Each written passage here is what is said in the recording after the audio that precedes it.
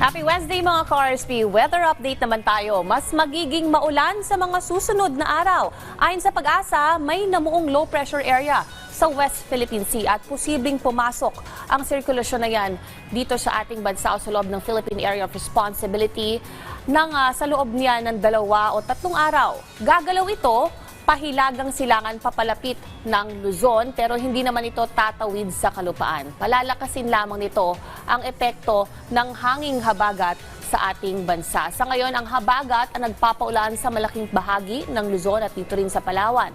Makararanas ng mahinang pag-ulan o occasional rain showers ang bahagi ng Pangasinan, Zambales, Bataan, Tarlac, Pampanga, Bulacan, Cavite, Batangas, Occidental Mindoro at malaking parte ng Palawan. Maulan at maulap na panahon at kalat-kalat na pag-ulan sa nalalabing bahagi ng Luzon. Ngayon silipin na natin ang heat forecast dahil nagsimula na nga na maging maulan sa ilang bahagi ng bansa. Nasa 10 lugar na lamang ang nasa danger level o above 41 degrees Celsius. Tinatayang 45 degrees Celsius sa Kasiguran, Aurora, habang posibleng umabot naman sa 43 degrees Celsius sa bahagi ng Masbate, Catarman at sa Borongan.